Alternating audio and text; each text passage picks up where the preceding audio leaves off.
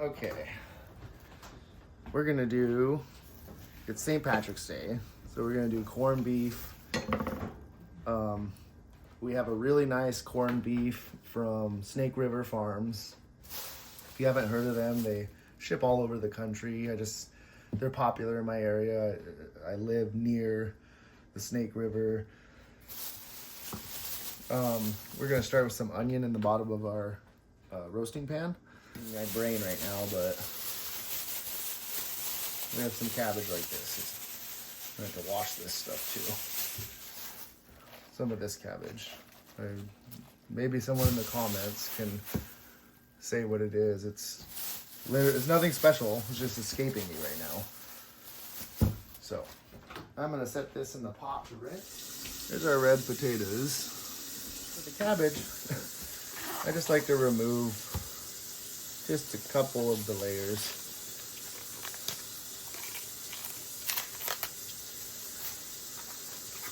So it's not a huge waste. It's how much I took off. And we'll throw that in the compost, since I remember. It's a hard habit to remember to do that. Hard habit to build. A little butter and oil.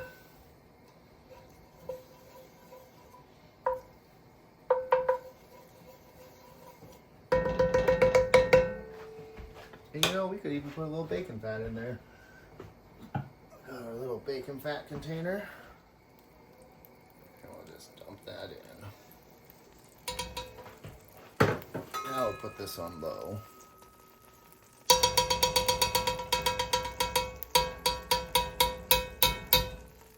Always got to be careful with these ceramics. They'll chip. If you use too much scraping with a metal, you're definitely going to over damage it for no reason. Check this out.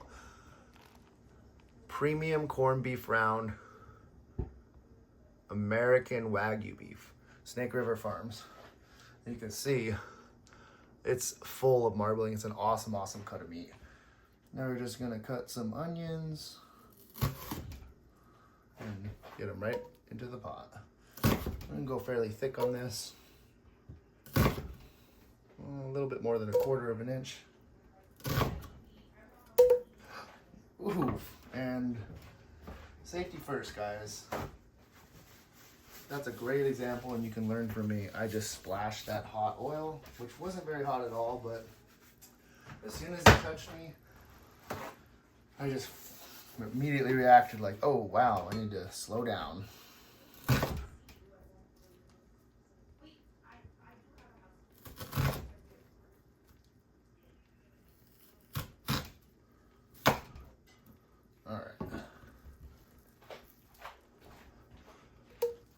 Go a little softer here. The density of different liquids will react differently. Water will splash to a certain density. You might notice coffee splashes, you barely dump it splashes like crazy. That's what causes that, is the density of the liquid. Fun little fact. I used to get so upset when I would barely spill my coffee or go to dump out the last bit of coffee in the sink or something. And I'd be like, why does it violently just splash everywhere? And the reason for that, and there's been, universities have studied this exact thing, and they found out it's the density of your liquid causing that. And I was like, oh, there's a reason. And I found that very interesting, and I'm always really curious, so if there's a reason for something, I really like that. Scratches my little brain itch. Okay, so we're gonna just kind of go like that. Now, I think we'll bring the potatoes over. We'll just get these in, kind of layer them around. And we're gonna go in here with, some people will put beef broth or just water or both. And some people will add a Guinness, a beer. I happen to live near No Lie Brewery And since their creation, they have won so many renowned beer awards. And they make a beer called Imperial Wrecking Ball. And it is a stout. And it is incredible. And if you've ever had a Guinness and enjoyed it, or didn't enjoy it, and want, in my opinion, a better beer, the Imperial Wrecking Ball is an amazing stout. This is looking great. I like this. Maybe we'll, I almost think maybe I should set the meat in there. We'll figure this out. We can't overthink it, guys. Johnny's seasoned pepper. This is amazing for what we're gonna do. We're gonna cut this open, and if you ever buy corned beef hash, or I don't know why I call it corned beef hash. I think that's something else actually, but I don't know. So, didn't get down enough. Gotta cut a little further. So if you've ever bought one of these though, they're a cured meat. That's what gives them their flavor. It's kind of like a pastrami.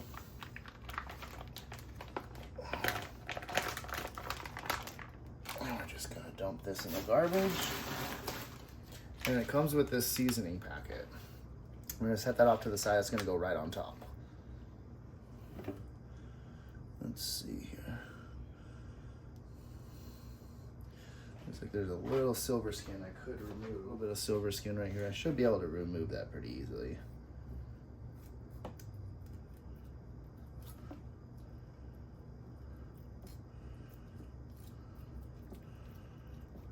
This knife is not sharp. There we go.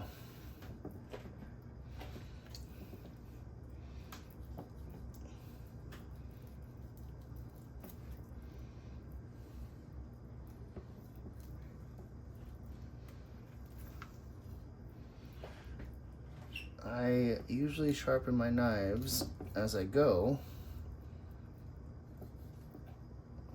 and I did not sharpen this one, so I'm struggling for no reason. Learn from my mistake and sharpen your knife. Boy, that is dull. I'm not actually gonna do it. All right, let's see if this is any better. Oh yeah.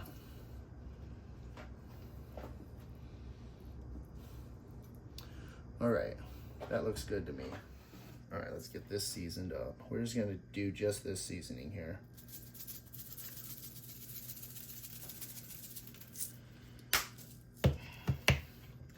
Let's go full bore and open this bad boy up.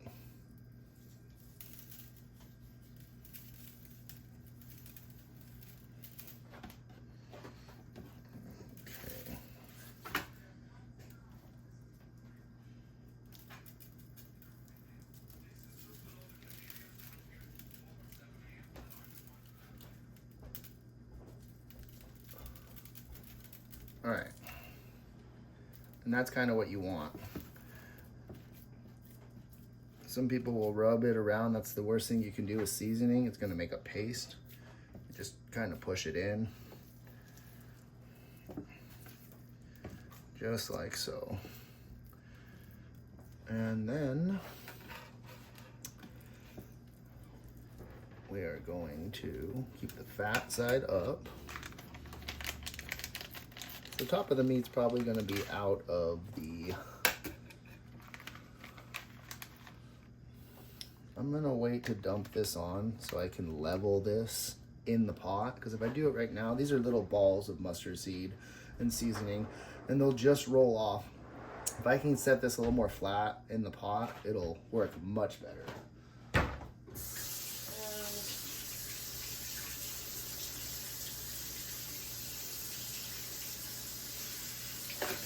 Over by the pot. Some people just would rather. I think I'm going to set the meat in the center here and set these potatoes like off to the side. If I can balance them. It's working pretty good actually.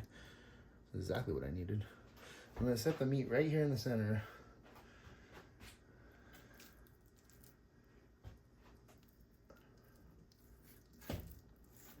that's perfect. Set this little potato under here. See how I got that nice and flat now? So actually, I'll just put this on there.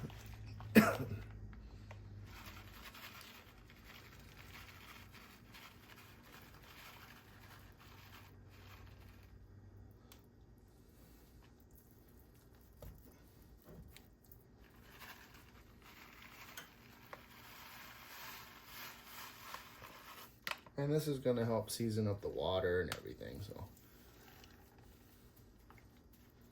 just kind of pat it down. Get all that in there.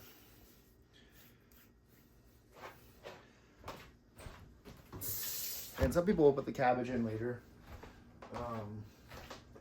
You can put it in pretty much whenever you'd like. All right, we're just gonna rough cut this. We're gonna take the bottom off. That looks great. And then I will basically just cut this in half.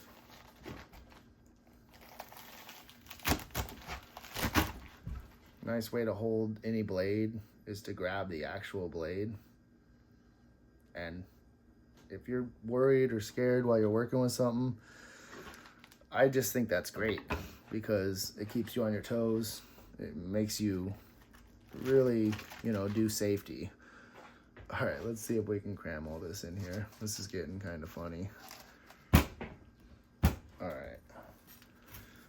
Same thing here. We're gonna cut the bottom of this off. All right, get this centerpiece out of there, so we'll cut right here.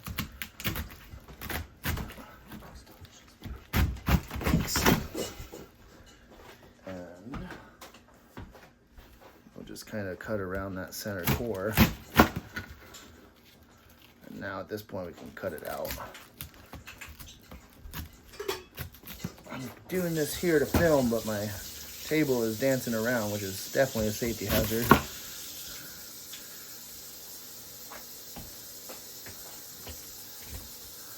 All right, let's go here.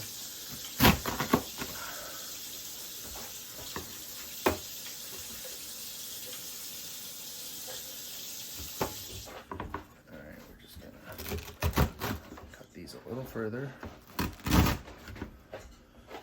These ones as well.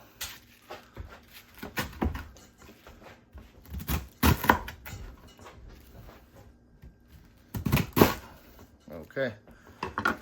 Now this cabbage will wilt down tremendously, so that's also something to really think about.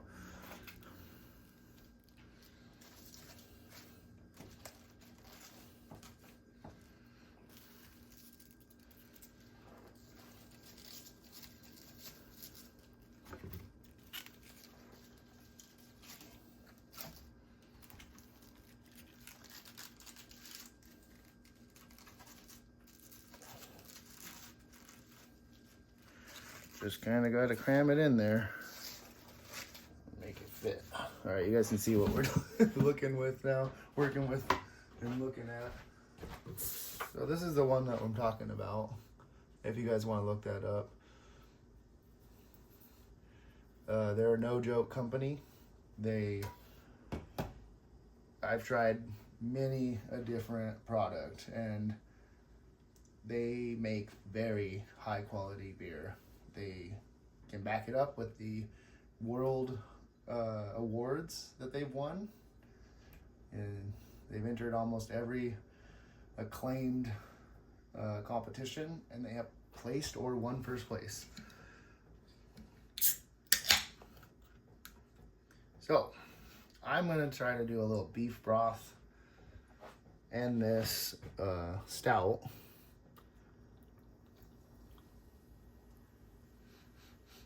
It smells so good.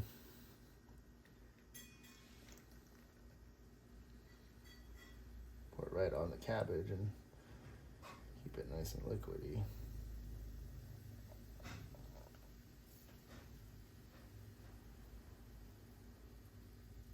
Pour it on nice and slow here. Oh, I'm washing off too much of my stuff.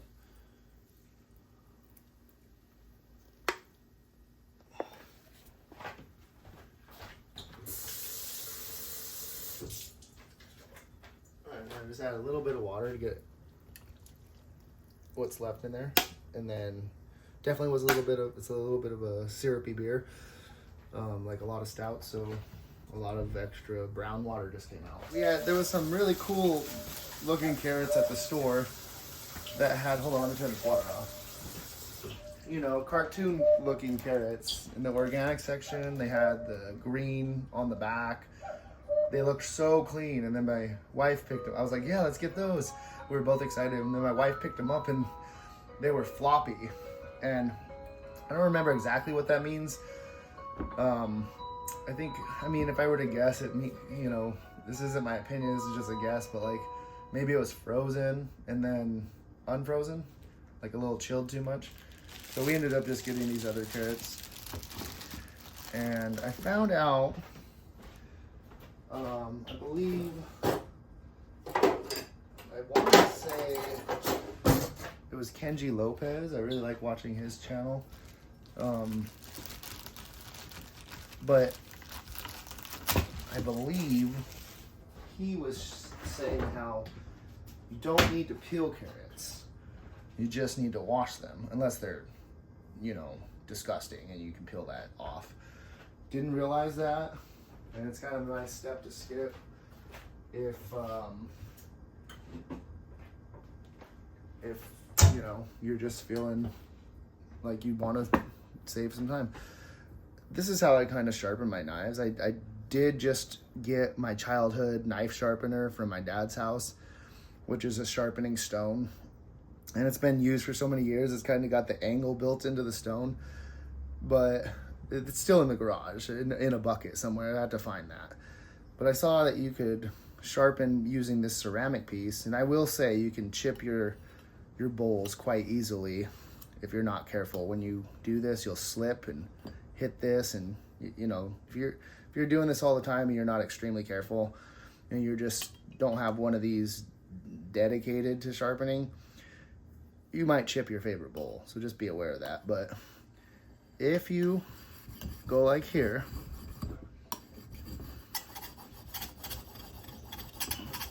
and you'll notice, see, it's going halfway, and that's the other half. So I am sharpening the whole blade. And this is just staining, okay? This is actually the dust from the stainless. And you just kind of hold it at the angle you think is right. I heard 30 degrees is nice, I don't know. And then I flip it around. Always be careful not to cut yourself. But just that little bit of effort. This knife's gonna be really sharp right now. At least sharp enough to get through what I'm cutting. And then I can sharpen it again. So it's a nice little hack.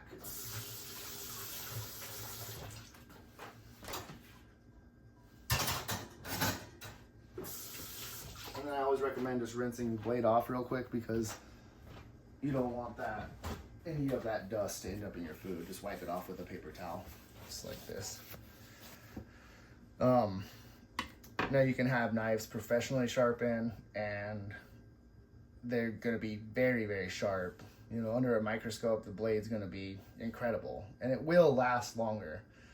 But in my opinion, if you're cooking all the time, you got to have a method where you can quickly sharpen your knife, like on the spot, because there's going to be a moment where that knife is no longer sharp, and you're going to need it to be sharp to cut a tomato, for example. You cannot cut a tomato with a non-sharp knife, a dull knife. All right, so I think I'm gonna do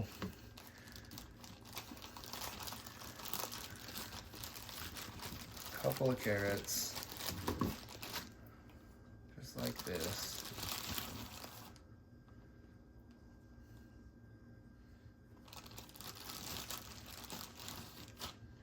I think I'll just do 4 carrots, and I think I'm gonna lay them just on top, and it'll be kind of pretty looking. So, let's do this really quick. Let's cut these ends off. It's one thing I do like to do. Just cut the ends off. And carrots, man, when you're cutting carrots, they like to roll around. jump around. They just like pop off. So if you're chopping them, that's why, like I just did. And if you slice through them like this, let's move these out of the way. That's different. And if you just go straight down, they're gonna jump and roll away. Because there's an energy of you chopping that and it goes. Now I'm gonna take these and just rinse them off real quick. Compost this. And now I just kind of want to go like this. And these will roast on the top. Let's do it like this so they fit a little better.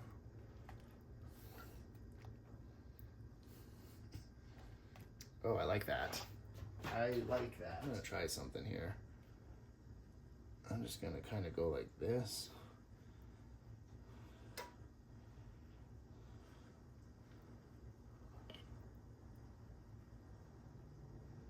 And put a little bit of honey on these.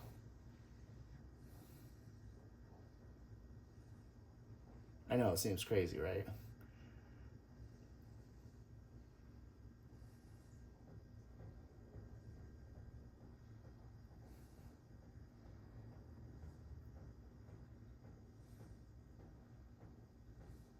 Okay, that looks like plenty.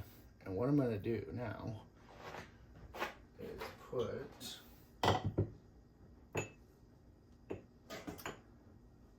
put this away first, and then I'm going to shake a little bit of sugar. Double check and make sure I don't have brown sugar.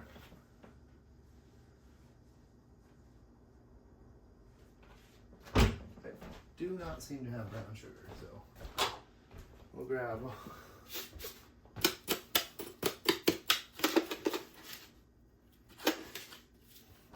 check this out.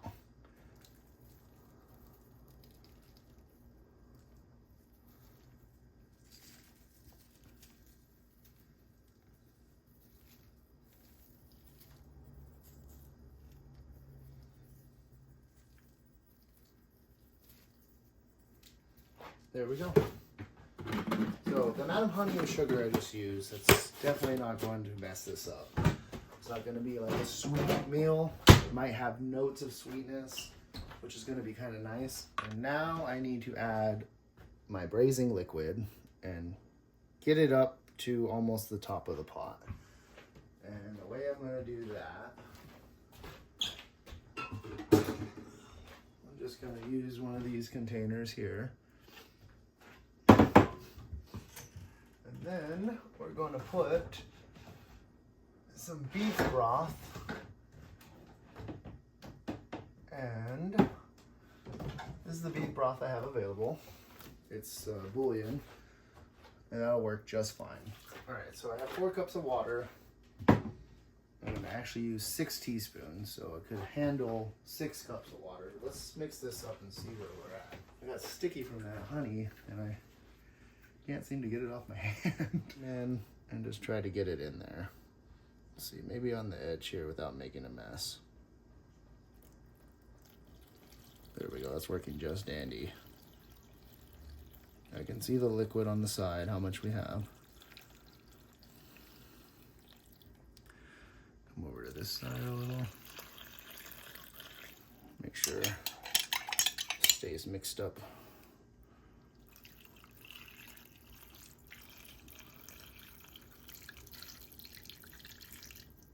Okay, that's quite a bit of liquid. It looks like I have it kind of exactly where I want. I think I'm gonna put even a little pinch more. So I have 2 cups of water and we had already measured for the right amount of bouillon for 6 cups. But we had that mixed into only 4 cups, so perfect.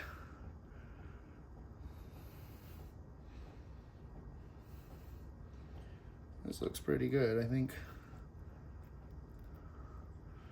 Don't want to overdo it here, so I think I'm going to call that.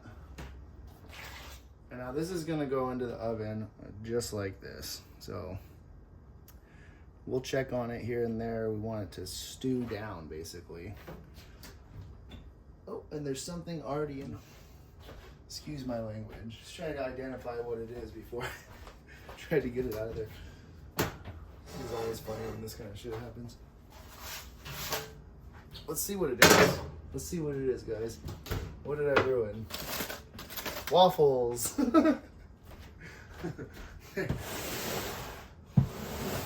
Oops. Alright. They're all burnt. Right into the garbage with that.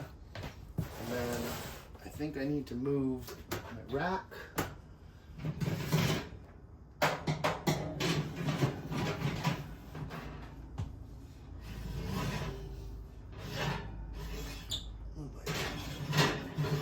Pizza stone. Now this is gonna go right in. Oh. Okay, I like that. Now what time is it? Let's find that out.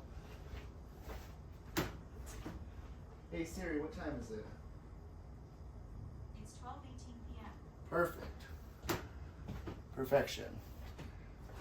So I'm gonna guess this is gonna be done right around 4 p.m. And if it's done early, that's fine too. Because it's a real easy meal to heat back up.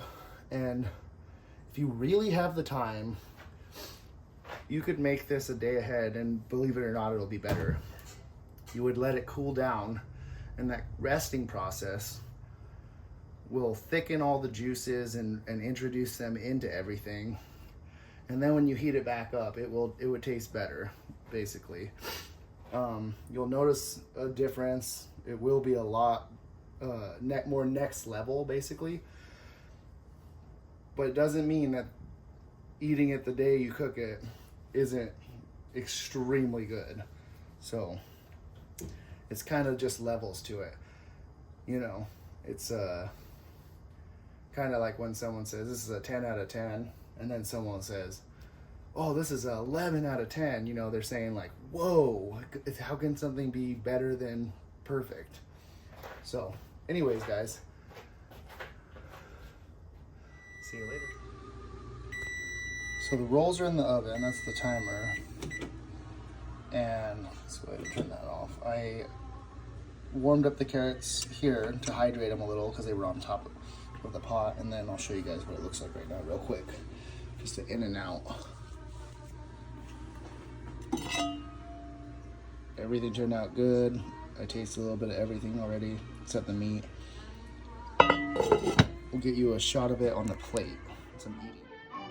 This movie's awesome, and we used to always watch it on St. Patrick's Day. Darby O'Gill and the Little People. So I'm gonna watch it today. Just keep it up. Okay. Go ahead and get I'll some. try my best. Whatever you want. Just wanna see it.